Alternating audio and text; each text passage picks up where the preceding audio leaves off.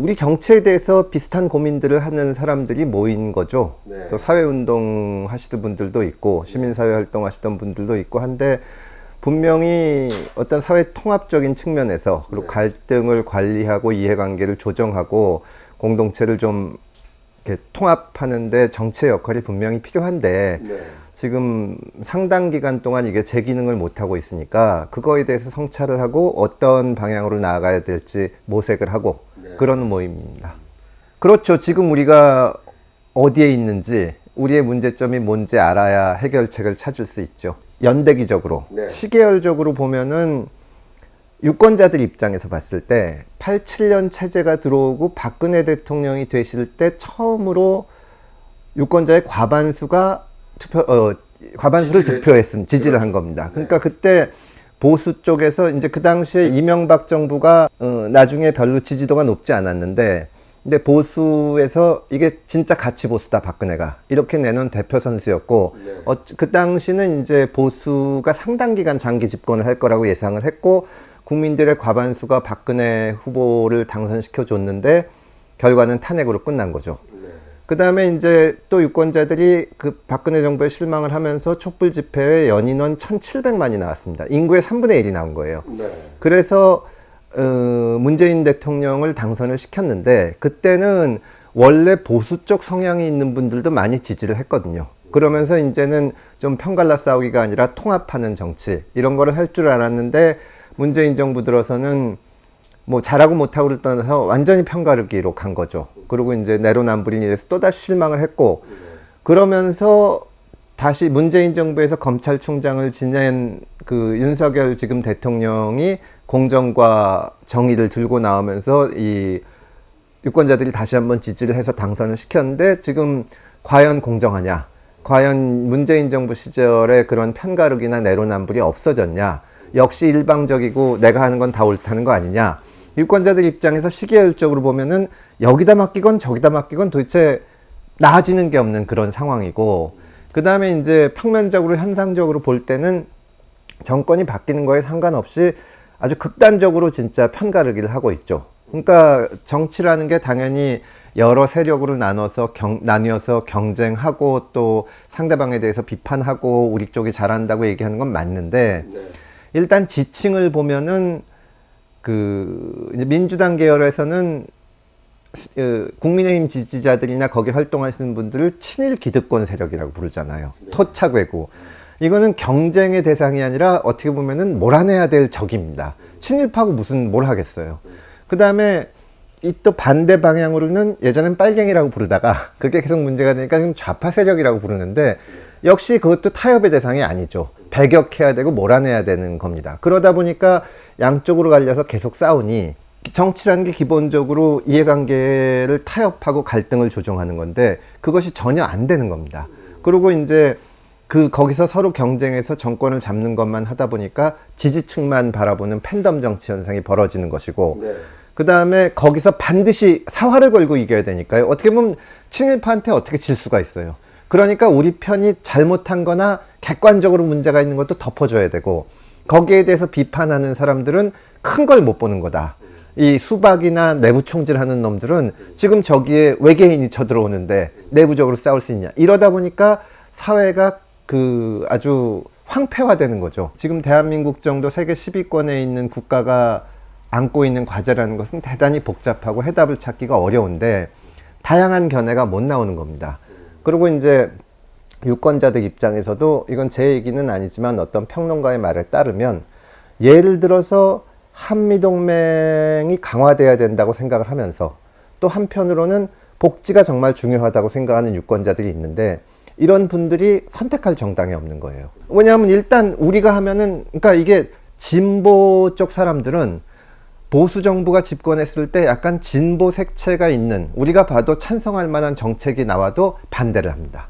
그리고 보수 쪽도 마찬가지고요. 그러니까 이게 어떤 합리적인 해결이라는 게 이루어지질 않고 있는데 지금 우리 사회가 구성원들이 대단히 불안해 하거든요. 대표적으로 나타난 것이 0.78%라는 출산율인데 누구도 안심할 수가 없으니까 애를 안 낳는 거거든요. 근데 이게 나를 대변해주는 정당이 있다. 나는 일상생활을 해야 되고 직장에 나가야 되고 여러 가지 일이 있어도 못하지만 내 이해관계는 뭐 민주당이 대변해준다, 국민의힘이 이게 점점 없어지는 겁니다. 우리 정당 자체가 원래 풀뿌리에서 이렇게 일어난 정당들이 아니기 때문에 원래부터 이 유권자와 정당 간의 거리가 먼데 점점 더 멀어지는 거죠.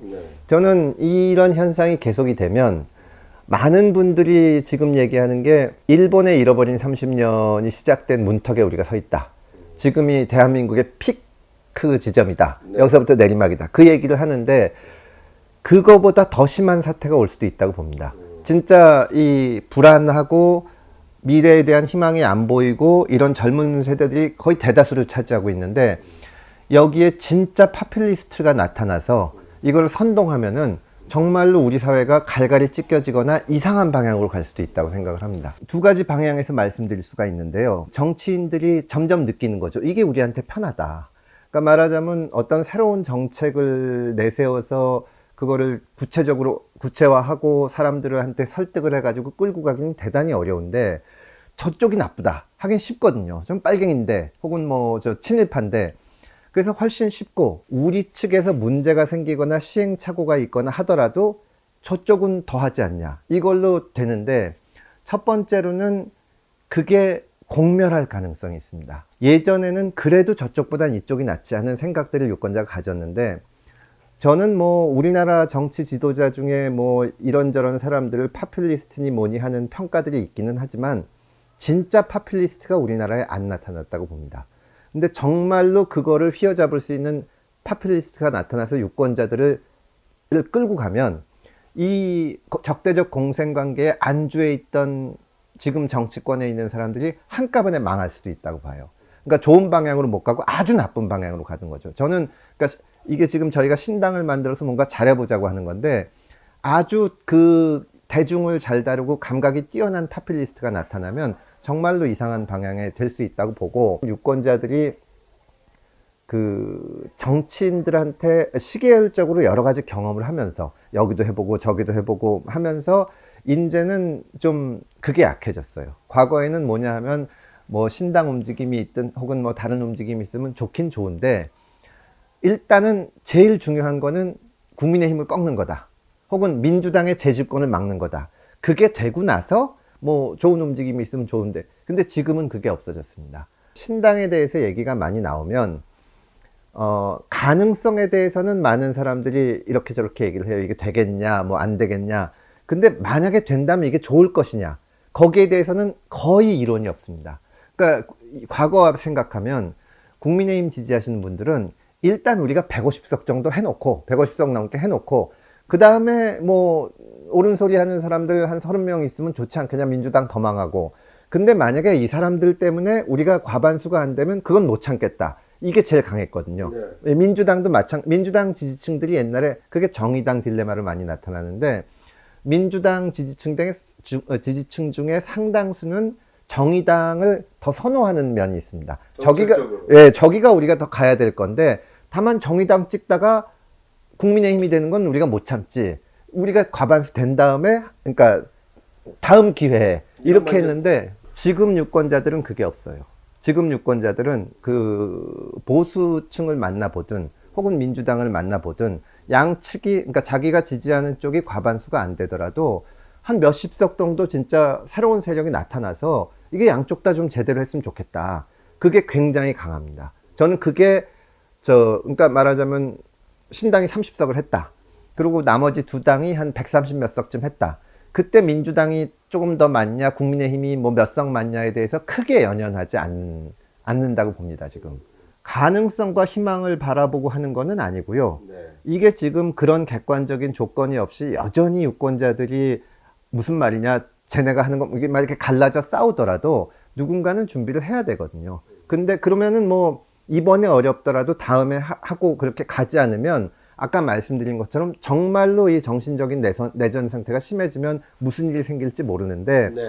다만 우리는 조건에 상관없이 하겠지만 지금 조건이 과거와는 다르다. 그 가장 결정적인 이유가 이 학습된 유권자의 경험. 지난번 대선이 역대급 비호감 선거라고 하는데 그게 바꿔 말하면 뭐냐면 유권자들도 차마 내 후보를 내세우지 못한 거예요. 그 전 선거에는 안 그랬거든요. 그 전에 세게 부딪힌 게 2012년 선거인데 박근혜 후보 지지자들은 박근혜 후보를 정말 좋아했습니다. 문재인 후보 지지자는 마찬가지였고요. 22년 선거는 이재명 지지자들도 어디 가서 이재명 훌륭하다는 얘기보다는 어떻게 윤석열을 시키냐. 윤석열 지지자도 마찬가지로 어떻게 이재명을 찍을 수가 있냐. 이걸로 됐기 때문에 지금은 유권자들이 느끼는 거죠. 이대로 못 간다. 일단 목표로 말씀드린 것이 전체 의석의 10%인 30석 정도를 우리가 내년 총선에. 그러면 정말로 양당이 달라집니다, 저는. 네. 그거는 누구나 다 정치 평론하시는 분들이나 모든 사람이 동의할 거예요. 유권자들도 큰 부담은 없는 겁니다. 그러면 저는 오히려 그걸 할 수 있다고 보는 거죠. 왜냐하면 2016년 총선에 제가 국회의원이 됐는데 특히 호남 출신 많은 유권자들이 지역구에서는 민주당을 찍고 비례는 국민의당을 많이 찍었습니다. 그러니까 국민의당이 현장에서 나온 후보들을 보면 역량이 딸리는 거예요. 그렇지만 뭔가 변화할 수 있기 위해서 이 비례는 이렇게 밀어준다. 이게 되는 건데, 그러니까 위험을 분산하는 거죠. 그러니까 우리가 지금 총선이라도 우리가 이제 이것저것 정말 다 긁어 모으고 기존 정치인들까지 다 모여가지고 이번에 우리가 1당 하겠다. 그러면 그게 색깔도 좀 잡탕이 되겠지만 국민들 입장에서 그래도 국민의힘이나 민주당은 수십 년간 이어져온 정당인데 얘네가 처음에 될까? 이 고민이 있을 수 있는데 10%를 가지고 우리가 뭘 만들겠다. 사실은 한국 정치권에 지금 가장 어느 정도 장기적으로 중요한 임무는 지금의 이 체제를 바꾸는 거라고 생각합니다. 87년 헌법 하에서 대통령 당선되는 쪽이 모든 걸 가져가고, 그러니까 야당에서는 무조건 반대하고 발목 잡는 게 전략적으로, 정치공학적으로 유리한 거고, 이 체제를 바꾸려면 기존 정치권에서도 이제 변화가 있어야 되고, 새로운 세력도 올라와야 되고, 그 교두부가 되는 것이 총선에서 30석 정도의 정당이 생기는 거다. 지금 기존의 메이저 두 정당들이 지금처럼 못하거든요. 대안이 생기는 거니까요.